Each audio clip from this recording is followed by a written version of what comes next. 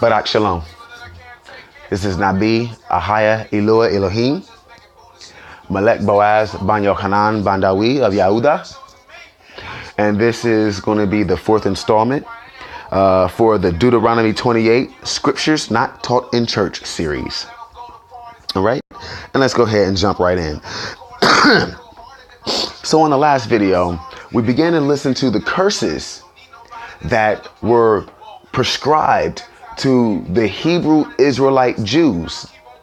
All right. Now, these things are being told to them, I believe, on Mount Horeb. I could be wrong about Mount Horeb, but I think that's right. I know for sure this is a mountain that is right in front of the Jordan River, that is completely looking over the entire land of Canaan. Okay. So that's where they're all right now. And Moses is going over them. He's going over with them the instructions that they've had throughout their 40 years of traveling in the desert. And he's trying to remind them and reiterate them of the grand importance of respecting and honoring Yahuwah by following completely all his laws, statutes, and commandments. Now, in the last video, we were able to depict that these curses absolutely speak about the black person here in America. And I'm just going to go back and read two specific verses, all right? That should highlight this for you. It says, okay, maybe it's three specific verses. Okay, but it says anyway, it says, you will be an object of horror to all the kingdoms of the earth. Your corpses will be food for the scavenging birds and wild animals, and no one will be there to chase them away. And in my last video, I mentioned, how often in the past 3 to 4 years did we see on the news just a black man dead in the street because he got shot by a cop, by a white cop. And I'm not trying to make that specifically racist or a racial issue, but the fact of the matter is that these black people that had died and they were dead laying in the street waiting for somebody to come and pick up their corpse were not shot by black cops. They were not shot by Mexican cops. They were not shot by Chinese or Oriental cops. The unfortunate and truthful fact of the matter is that they were shot by white cops. Now, I will put my own little spin on it. I wouldn't doubt that these white cops have some kind of lineage to the fake Jews who already naturally hate us. The fake Jews, those are the ones who are our natural enemies. Black people, not all white people. White people in general are our offspring. Seriously, because white people come from blacks. White comes from black. Period. So it's retarded and it's ignorant to just go around hating white people. Hating white people at the same time, believe it or not, affords you to hate your own people. Because white people, they're pretty much just our stepchild. Really is what they are. They are a watered down, decolorized version of who we are. That's what they are. Our real enemies, black people, brothers and sisters, you Native Americans, you Hebrews, our real enemies are the Khazarian, the Ashkenazi, and the Sephardic Jew. They are our real enemy. For my people in the Black Hebrew Israelite camp movement, because I don't really fall into that, especially when they get into talking all that stupid Esau hatred stuff. Listen, I'm gonna tell you this right now.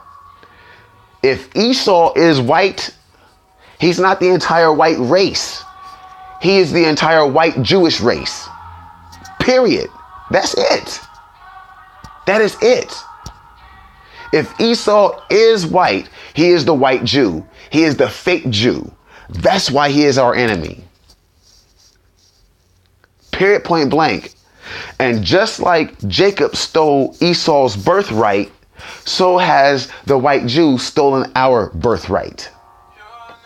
So we need to stop going around trying to fight all of them, all these white folks. You need to start loving these white people and getting them on your side to fight the real enemy, because those Jews are their enemies also, believe it or not.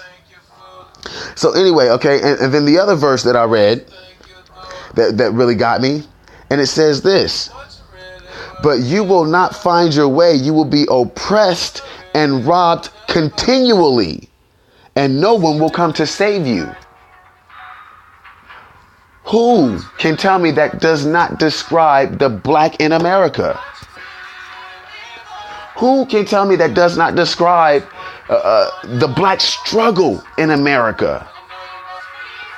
Who can tell me that does not describe the struggle of the Negro American? Even to this day, we're constantly oppressed and robbed. And no one comes to save us. Not even us anymore, black people. We have abandoned ourselves now, black people. For what? So we can get a piece of the white man's fame? So we can get some of the white man's money? So we can be acknowledged by these fake Jews? Really?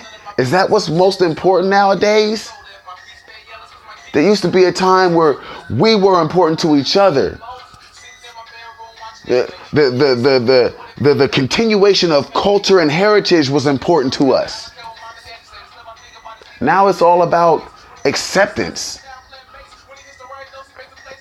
But who in their right mind ever tried to get accepted by their captor? Who? Not even Daniel in the Bible did that. When they came up with a decree that he couldn't pray to nobody but Cyrus, he still turned around and prayed to Yahuwah and told Cyrus, like, look, nigga, regardless if my God saved me or not, nigga, I'm gonna praise him regardless. This is our culture. This is who we are. We are Hebrews. This is what we are all about. So you can throw me in that lion's den. I ain't tripping. You still ain't getting no praise from me, nigga. And what do you know? Not only did Daniel get thrown into the lion's den and came out unscathed, but then the king of Babylon himself told everybody to start to revere Yahuwah. Yahuwah Ahaya Elohim. So there was an importance for the reverence of Ahaya even back then in other nations, once his power was made known to those nations. And yet it is us black people who are still ignorant and are completely oblivious to that power. And yet the Bible right here is completely and clearly talking about us. It's letting us know. Right here. It says you will be oppressed and robbed continually, and no one will come and save you. Oh man, you know that's the truth. And it's a scary truth. And yet nobody has woken up. Nobody has opened their eyes yet. You know what? There's another part in this chapter that begins to talk about when we become slaves, that no one will even want to buy us. Now, this is how truthful the Bible is and how accurate prophecy is. Look up somebody named Dane Calloway. Check him out on YouTube. Check him out on Twitter, Instagram, Facebook. He has a series where he talks about how the slave trade story was told in reverse. The real interesting about that, I mean, this guy is an absolute amazing researcher and historian. His name is Dane Calloway. Please check him out and support him. But anyway, this guy, man, within his research, he had come to find out that when the very, very, very first set of African slaves that came to America, which was nothing but about 21 to 26 people. That's the truth.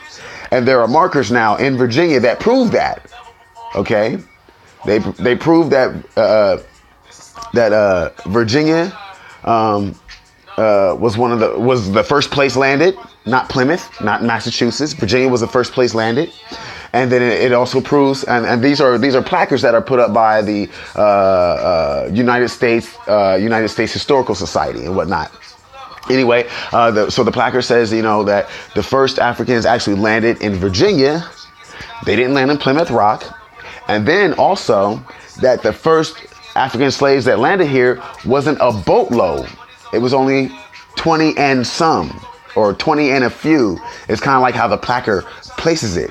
So it's a number between 21 and 26 people that really came in the initial or the first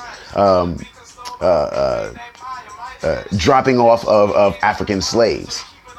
Well, the real interesting about that is that those slaves were in such bad condition that no one wanted to buy them, that they would barter for them.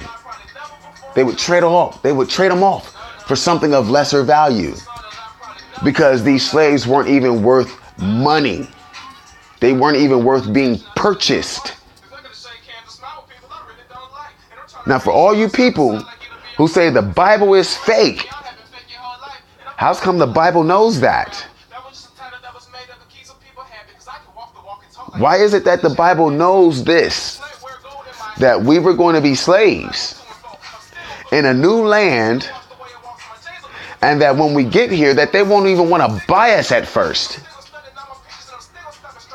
if this is not a divinely inspired book. How would it know? How would just regular men know if just regular men wrote this book? How would just regular men know what's going to happen about 4,000 years into the future? To a specificity such as blacks are going to be coming from Africa, or from the horn of slavery, or from the area of slavery by which we were never supposed to go again, and we were going to be traveling by ships, and that we would not be purchased when we got there. See, we're going to get into all that later on into this chapter. That's really further down in this chapter, okay? And I know in this video I kind of just went onto a rant, but I think that rant was very, very important for as a knowledge base for us when we go further into this lesson about Deuteronomy 28 and the curse thereof. All right. So what I'm going to do is I'm going to go ahead and end this video, and I'm going to go ahead and catch you guys on the next one. Barak Shalom.